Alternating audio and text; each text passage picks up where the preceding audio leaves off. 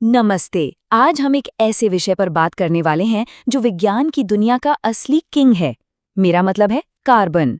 सच कहूं तो इसके बिना हमारी दुनिया की कल्पना भी नहीं की जा सकती। आज की इस एनिमे स्टाइल चर्चा में मैं आपको बताऊंगी कि कैसे ये अकेला तत्व हमारे आसपास की हर चीज का निर्माण करता है। तो चलिए बिना किसी देरी के सीधे काम की बात पर आते हैं। अब स्क्रीन पर दिख रहे इस मुस्कुराते हुए कार्बन एटम को ही देख लीजिए, है ना प्यारा। इसके 4 हाथ हैं जो असल में इसकी सबसे बड़ी ताकत है। ये 4 हाथ हाइड्रोजन को पकड़े हुए हैं और यहीं से शुरू होती है हमारी कहानी। केमिस्ट्री कोई बोरिंग सब्जेक्ट नहीं है, बल्कि ये तो एक शानदार पहेली है। चलिए इसे मिलकर सुलझाते हैं। तो सबसे पहले एक बड़ा ही चौंकाने वाला फैक्ट जानते हैं। क्या आपको पता है कि हमारी पृथ्वी की परत यानी अर्थ क्रस्ट में कार्बन सिर्फ 0.02% है और हवा में कार्बन डाइऑक्साइड के रूप में सिर्फ 0.03%। इतना कम होने के बावजूद आप जो खाना खाते हैं, जो कपड़े पहनते हैं, यहाँ तक कि दवाइयाँ और हमारे शरीर का हर हिस्सा, सब कुछ कार्बन पर ही टिका है। बिल्कुल सही सुना आपने, इसीलिए ये वाकई सबका राजा है। लेकिन हर हीरो की अपनी मुश्किलें होती हैं।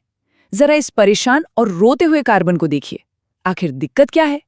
देखिए, कार्बन का एटॉमिक नंबर 6 है, मतलब इसके सबसे बाहरी कक्ष में 4 इलेक्ट्रॉन होते हैं।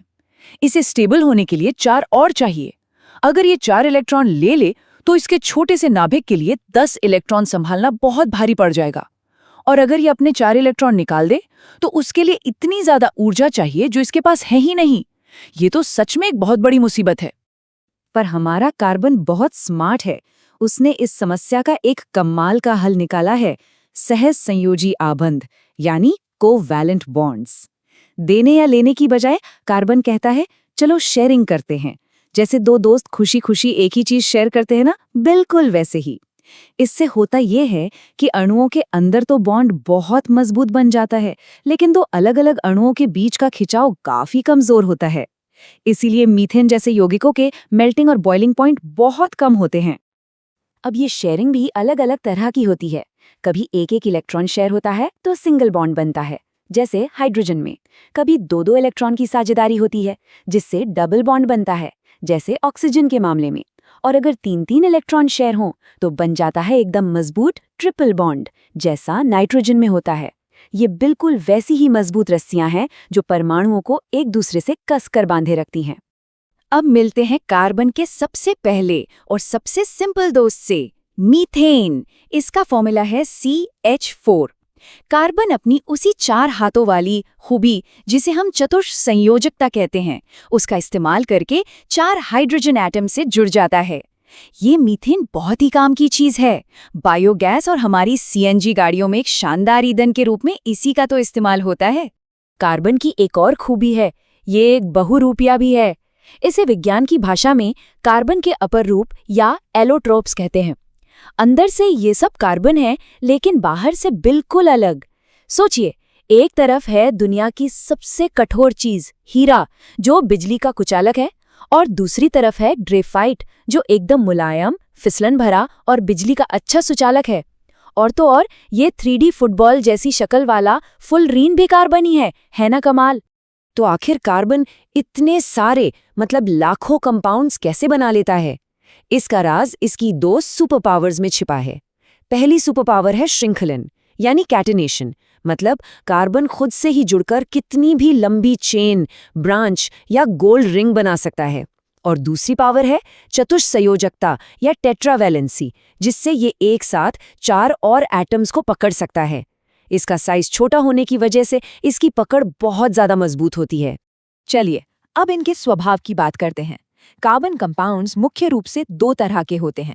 पहले हैं संतृप्त या सैचुरेटेड, जिनमें सिर्फ सिंगल बॉन्ड होते हैं। ये उस सोते हुए एनिमे कैरेक्टर की तरह हैं, एकदम शांत और कम रिएक्टिव। दूसरे होते हैं असंतृप्त या अनसैचुरेटेड कंपाउंड्स। इनमें डबल या ट्रिपल बॉन्ड होते हैं और ये किसी गुस्से वाले आग के गोले की तरह हमेशा रिएक्शन करने के लिए उतावले रहते हैं। अब बात करते हैं एक बहुत ही मजेदार कॉन्सेप्ट की, आइसोमर्स यानी समावयव। ये जुड़वा बहनों जैसे होते हैं। इनका फॉर्मूला तो एकदम सेम होता है, लेकिन उनका स्ट्रक्चर और बर्ताव बिल्कुल अलग होता है। जैसे नॉर्मल ब्यूटेन और आइसोब्यूटेन। और हाँ, हाइड्रोकार्बन सिर्फ सीधी लाइन में ही नहीं जुड़ते, ये बेंजीन की तरह एकदम परफेक्ट गोल रिंग भी बना सकते हैं। बेंजीन एक बहुत ही महत्वपूर्ण अनसैचुरेटेड कंपाउंड है। कार्बन को नए दोस्त बनाना बहुत पसंद है। ये अपनी चेन में से किसी हाइड्रोजन को हटाकर दूसरे तत्वों जैसे हैलोजन, ऑक्सीजन या नाइट्रोजन को भी जगह दे देता है। इन्हें फंक्शनल ग्रुप्स या प्रकार्यात्मक समूह कहते हैं। ये ग्रुप्स किसी जादूगर की तरह होते हैं। चाहे कार्बन की चेन कितनी भी बड़ी क्यों न हो, अगर अल्कोहल ग्रुप जुड़ गया तो वो पूरे के पूरे कंपाउंड का स्वभाव ही बदल देगा। अब इस सीढ़ी को ध्यान से देखिए। जब एक ही फंक्शनल ग्रुप वाली एक पूरी सीरीज बनती है तो उसे समजातीय श्रेणी या होमोलॉगस सीरीज कहते हैं। इसमें हर अगला स्टेप पिछले वाले से ठीक CH2 यूनिट बड़ा होता है। जैसे जैसे हम इस सीढ़ी पर चढ़ते हैं, वजन बढ़ने की वजह से मेल्टिंग और बॉइलिंग पॉइंट जैसे भौतिक गुण तो बदलते हैं, लेकिन उनका केमिकल बर्ताव बिल्कुल एक जैसा रहता है। तो सबसे अहम सवाल, इतनी बड़ी फैमिली हो गई है तो इनके नाम कैसे रखें? ये किसी जिगसॉ पजल को सुलझाने जैसा है। पहले कार्बन गिनिए, अगर 3 है तो प्रोप। फिर देखिए कौन सा ग्रुप जुड़ा है। पजल के टुकड़ों की तरह प्रोपेन में अगर कीटोन ग्रुप जुड़ जाए तो आखिर का ई हटाइए और 1 लगा दीजिए, बन गया प्रोपेनोन। बस इतना ही सिंपल है। चलिए अब थोड़ी एक्शन की बात करते हैं, इनके रासायनिक गुण। सबसे पहला है दहन यानी जलना। जब सैचुरेटेड कार्बन जलता है तो आपके गैस स्टोव की तरह एकदम साफ नीली लौ निकलती है, लेकिन अनसैचुरेटेड कंपाउंड्स जलने पर मोमबत्ती जैसी पीली और बहुत सारा काला धुआं देने वाली लौ निकालते हैं। और हाँ, लाखों सालों से जो जीव जंतु जमीन में दबे रहे, उन्हीं पर प्रेशर और हीट पड़ने से आज हमें कोयला और पेट्रोलियम जैसे ईंधन मिलते हैं। क्या आपको पता है कि कुछ केमिकल्स ऑक्सीजन दान करने का जादू भी जानते हैं? इन्हें ऑक्सीकारक या ऑक्सीडाइजिंग एजेंट कहते हैं। स्क्रीन पर दिख रही ये जादुई शीशी इसी ताकत को दिखा रही है। अगर हम क्षारीय पोटेशियम परमैंगनेट को गर्म करके इस्तेमाल करें तो ये अल्कोहल में तुरंत ऑक्सीजन जोड़कर उसे सीधे कार्बोक्सिलिक एसिड में बदल देता है ना एकदम मैजिक। इसके बाद आती हैं 2 बहुत ही जरूरी रिएक्शंस, संकलन और प्रतिस्थापन। संकलन में हम अनसैचुरेटेड तेल में उत्प्रेरक की मदद से हाइड्रोजन जोड़कर उसे सैचुरेटेड फैट या मक्खन बना देते हैं। और प्रतिस्थापन या सब्स्टिट्यूशन तो और भी मजेदार है। सूरज की रोशनी में क्लोरीन इतना आक्रामक हो जाता है कि वो एक एक करके कार्बन के सारे हाइड्रोजन को हटाकर खुद उनकी जगह बैठ जाता है। अब हम कार्बन के एक बहुत ही खास VIP यौगिक एथेनॉल से मिलेंगे। ये कमरे के तापमान पर लिक्विड रहता है। ये एक बेहतरीन सॉल्वेंट है, इसीलिए तो कफ सिरप और टिंचर आयोडीन जैसी दवाओं में इसका खूब इस्तेमाल होता है।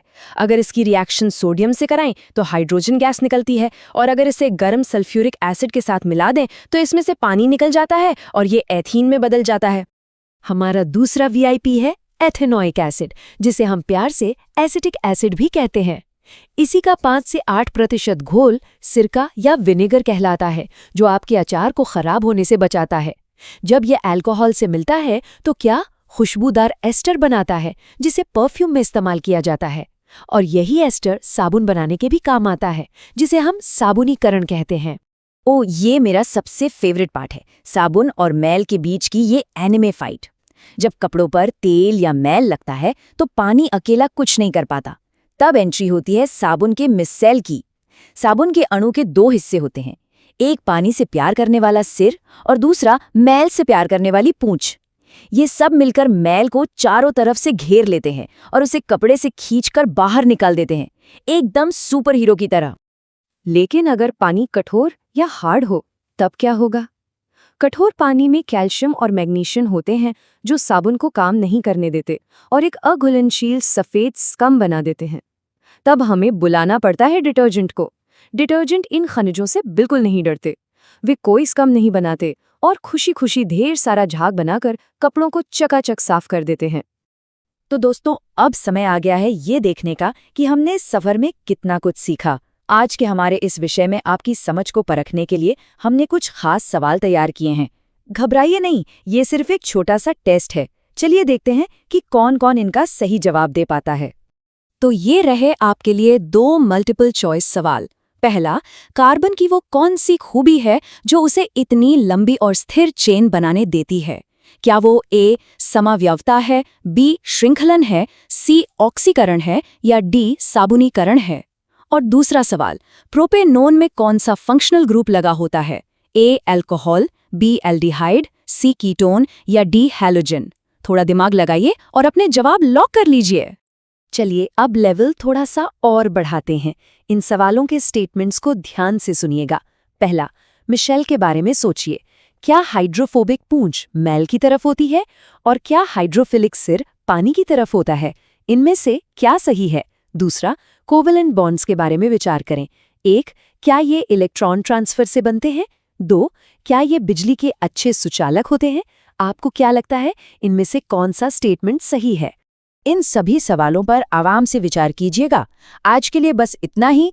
मुझे उम्मीद है कि कार्बन की यह दिलचस्प कहानी आपको बहुत पसंद आई होगी और बहुत कुछ नया सीखने को मिला होगा।